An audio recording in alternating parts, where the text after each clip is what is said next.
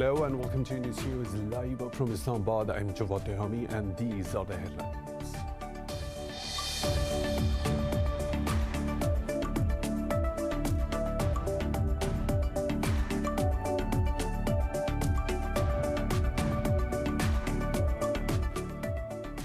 Pakistan says Afghan stakeholders need to engage constructively for an inclusive and comprehensive political solution to the conflict. Foreign Minister Shah Mahmood Qureshi said this in a meeting with his German counterpart Heiko Maas in Islamabad.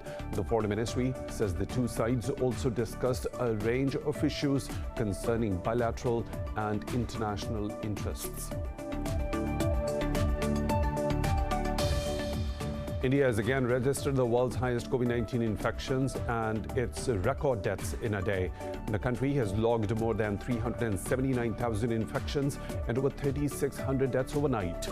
Meanwhile, Pakistan has registered 151 deaths and over 5,400 cases in the past 24 hours. Globally, the virus has claimed more than 3.1 million lives and infected over 149 million people. Talks between estranged Greek and Turkish Cypriots have ended without producing any breakthrough to resolve the decades-old division of Cyprus. After the three-day summit in Vienna, UN Secretary General Antonio Guterres said there was not enough common ground to resume peace talks.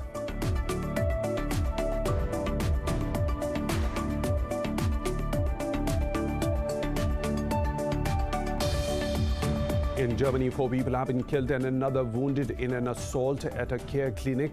Police have arrested a 51-year-old staff member on suspicion of carrying out the assault.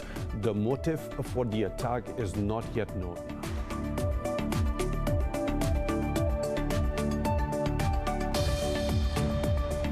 In cricket, Zimbabwe were all out for 176 runs against Pakistan in the first innings of the first test in Harare. Hassan Ali and Shaheen Shah Afridi took 4 wickets each.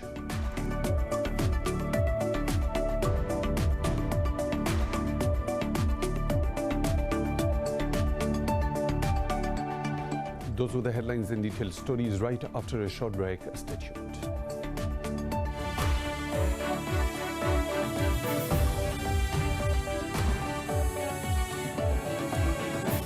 Welcome back, and now for the news in detail. Pakistan says Afghan stakeholders need to engage constructively for an inclusive and comprehensive political solution to the conflict. Foreign Minister Shah Mahmood Qureshi said this in a meeting with his German counterpart Heiko Maas in Islamabad. The Foreign Ministry said Qureshi underscored the importance of responsible withdrawal. It said Qureshi cautioned against the role of spoilers in the Afghan peace process. The two sides also discussed a range of issues concerning bilateral and international interests. Earlier, Germany said Pakistan can contribute decisively to the stabilization of Afghanistan. US President Joe Biden has renewed his call to end the long-standing war in Afghanistan. He was delivering his first speech to a joint session of the US Congress. The speech also marked Biden's first 100 days in the Oval Office. Defending the decision to exit United States troops in Afghanistan, President Joe Biden said the withdrawal will not endanger national security. He said it will demonstrate American leadership by halting the cycle of endless armed conflict. On China and Russia, Biden said he will stand up for the American idea of respecting human rights in dealing with the two, but does not see conflict with them. Biden also made a case for his $1.8 trillion investment proposal he believes is needed to rebuild a pandemic-battered economy. The president told the Congress that America is on the move and declared it is rising anew. The president said this investment package will also help the U.S. to compete with rising global competitors. 100 days ago, America's house was on fire. We had to act. And thanks to the extraordinary leadership of Speaker Pelosi, Majority Leader Schumer, and the overwhelming support of the American people, Democrats, Independents, and Republicans, we did act. Together, we passed the American Rescue Plan, one of the most consequential rescue packages in American history. We're already seeing the results. India has again registered the world's highest COVID-19 infections and its record deaths in a day. The country has logged more than 379,000 infections and over 3,600 deaths overnight. Globally, the virus has claimed more than 3.1 million lives and infected over 149 million people. More in this report. With about 1 million COVID-19 cases worldwide being reported daily and toll nearing 150 million, 1 in every 50 people has contracted the virus. Vaccination is the only hope. As India's caseload crosses the 18 million mark, it continues to receive aids, the latest one from Russia. India's deadly COVID-19 wave has devastated big cities like Delhi, Mumbai, Lucknow and Pune. The pandemic has now firmly gripped many smaller cities, towns and villages where the crisis is largely underreported. Hospitals and crematoriums have run out of space and funerals are taking place in car parks. Earlier this used to be a parking space. Vehicles used to be parked here. But ever since COVID-19 has spiked, we have a huge problem in our hands as lots of dead bodies come here and people are really upset because of that. Meanwhile, a hashtag calling for the resignation of the Indian Prime Minister Narendra Modi was briefly blocked on Facebook, hiding more than 12,000 posts critical of the government. However, in a glimmer of hope, a 105-year-old man and his 95-year-old wife in India's Maharashtra state have beaten the virus. In Bangladesh, capital Dhaka's one graveyard dedicated to COVID-19 victims is seeing a major increase in burials amid a new wave of infections. Over in Europe, Britain has signed a deal with Pfizer to buy 60 million more vaccine doses. We've backed some of the only clinical trials in the world looking specifically at booster shots. I'm delighted to be able to tell you that we've secured a further 60 million doses of the Pfizer-BioNTech vaccine that will be used alongside others as part of our booster shot program later this year. The United States is the only hard-hit country that appears to be handling the pandemic well. However, President Joe Biden has cautioned that more needs to be done. Meanwhile, Brazilians who were due to receive second jabs were turned away after vaccine supply delays. The Brazilian government cut by nearly 30% the number of vaccines expected to be delivered between January and April. Pakistan has recorded 151 new coronavirus-related deaths and nearly 5,500 more cases overnight. The Health Ministry says the countrywide death toll has risen to 17,680. Overall, more than 815,000 people have contracted the virus. Meanwhile, more than 700,000 people have recovered. Government data shows that there are over 89,000 active cases in the country. Tehran has noted promising developments in the ongoing Vienna talks being held to revive the 2015 Iran nuclear deal. The chief of staff of Iran's President Mahmoud Awazi said this in an interview with the state news agency. He said the talks between Tehran and major world powers are complicated, but good steps have been taken so far. Awazi added Iran is not pursuing a policy of rushing the negotiations. He warned that certain extremist elements in the US as well and some regional countries are working to sabotage the negotiations. The next round of the negotiations is set to resume today in Vienna. Iran has repeated support for a ceasefire and a national dialogue in Yemen to end the war. Iran's Foreign Minister Javad Zarif met Houthi spokesperson Mohammad Abdus Salam during a visit to Oman. As the governor of Yemen's Marib region rallied troops against Houthi advance amid potentially decisive fighting for the provincial capital, Zarif sat down with Abdul Salam in Oman, telling him that a political settlement is the only solution to the crisis in Yemen. But the Houthi spokesperson said any positive development in Yemen depends on the lifting of siege by the Saudi-led coalition. In a tweet, he said the rebels would welcome such a step and it would prove the reality of the peace offer. Earlier, a Yemeni army brigadier was killed in the ongoing battle with the Houthi rebels for the control of Marib. This came a day after Saudi Crown Prince Mohammed bin Salman called on the rebels to cease hostilities and return to talks. Talks between estranged Greek and Turkish Cypriots have ended without producing any breakthrough to resolve the decades-old division of Cyprus. UN Secretary-General Antonio Guterres said there was not enough common ground to resume peace talks following the three-day summit in Vienna. The previous round of talks collapsed in 2017. The Mediterranean island was split between a Greek Cypriot South and a Turkish Cypriot North in 1974. The conflict has stoked wider tensions between NATO members Turkey and Greece, including a row over the distribution of hydrocarbon resources. UN envoy for Syria, Gia Pedersen, says there is a renewed interest in stepped-up diplomacy to end the country's 10-year war. He told the Security Council that a new international format could bring stakeholders to the table. Pedersen said he spoke to senior officials from Russia, the US, Turkey, Europe, and other Council members. He also pointed to a significant escalation in the last rebel-held stronghold in northwest Syria. The worsening violence comes ahead of a presidential election scheduled for 26th of May.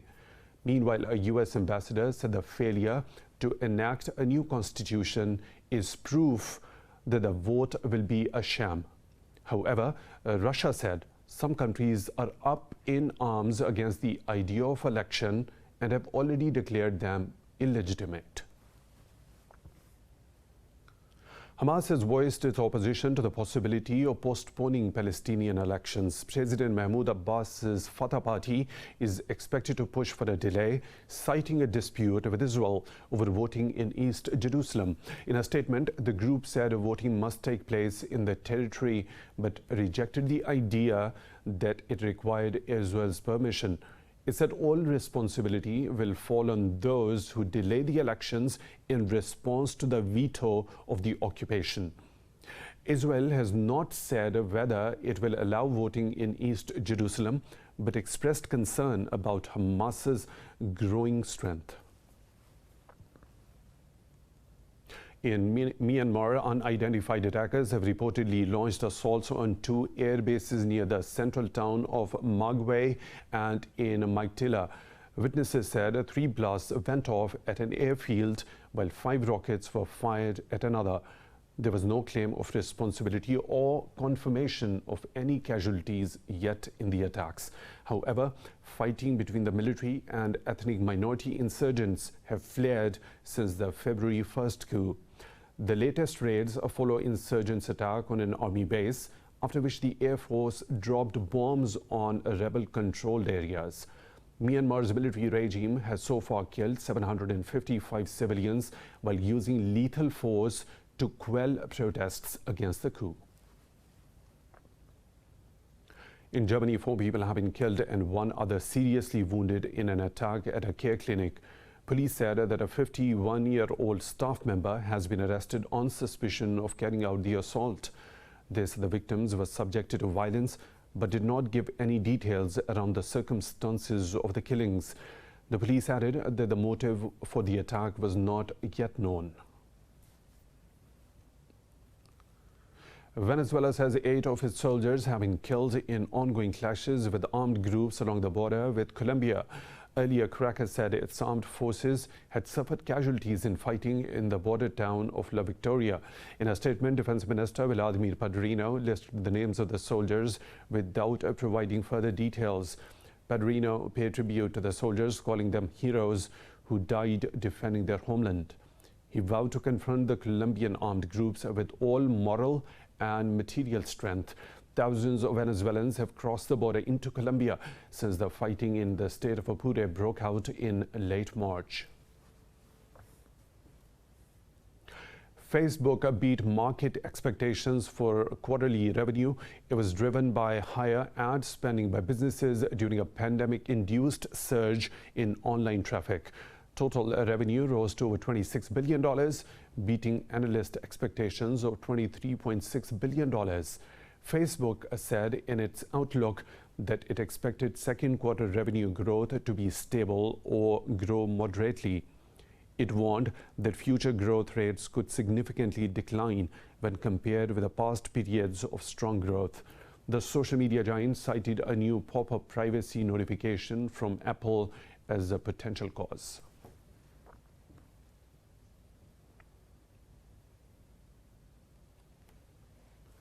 More stories to follow right after a short break. Stay tuned.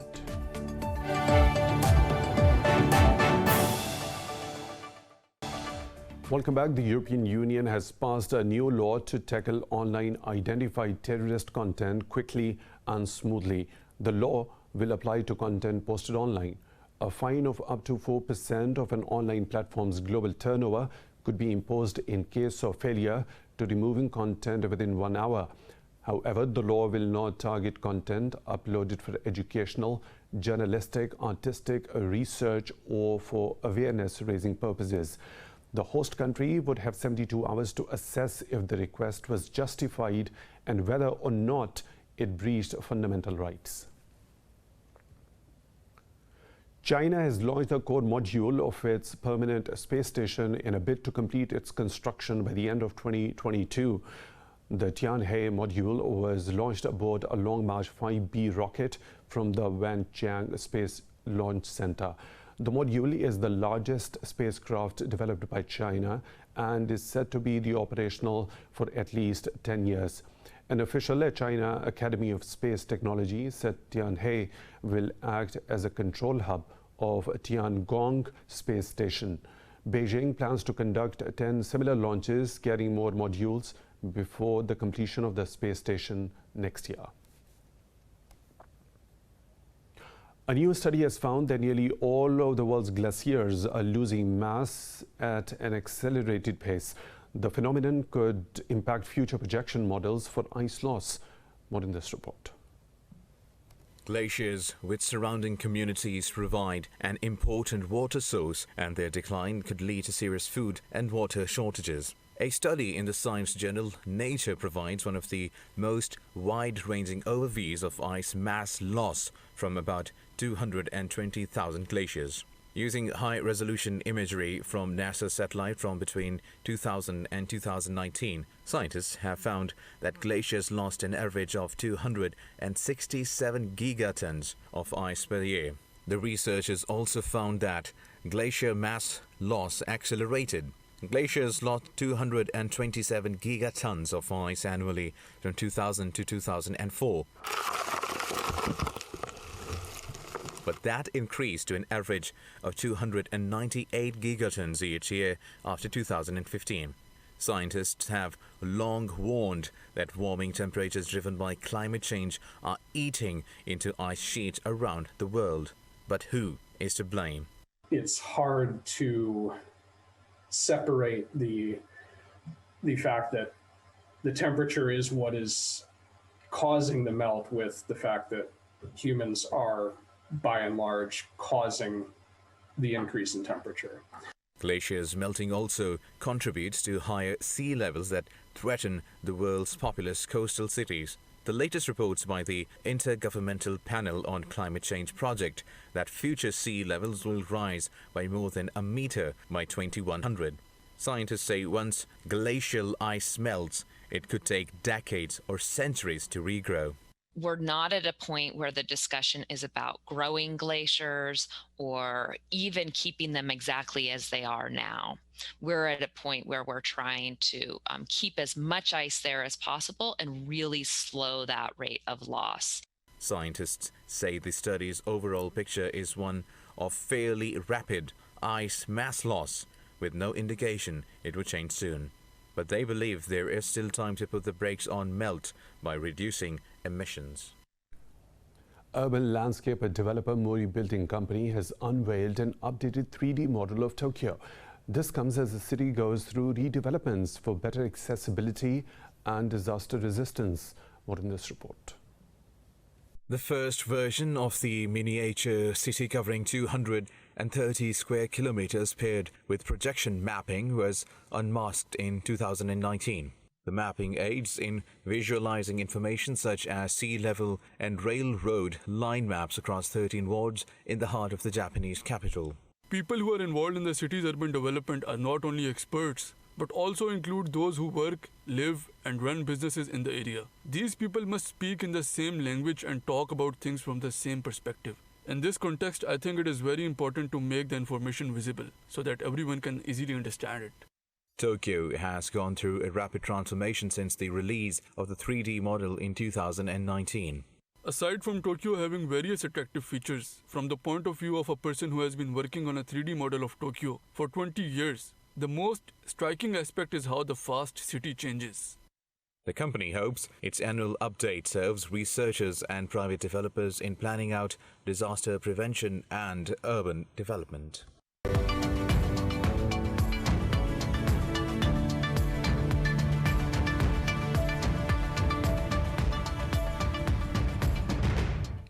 Another business updates, the number of electric vehicles on the world's roads is expected to increase from 11 million to 145 million by 2030.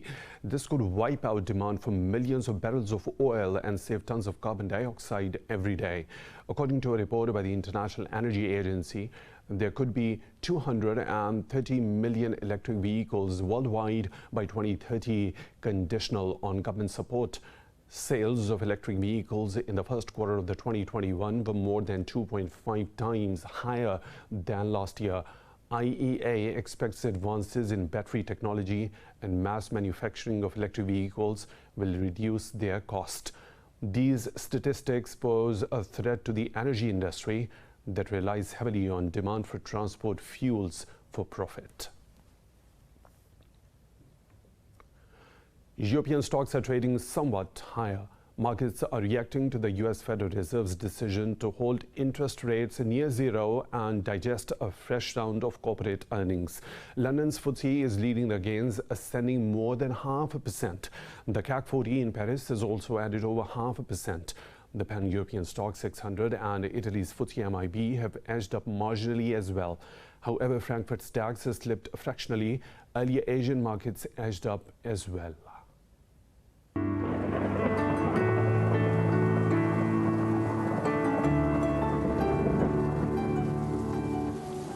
Another weather situation from around the globe.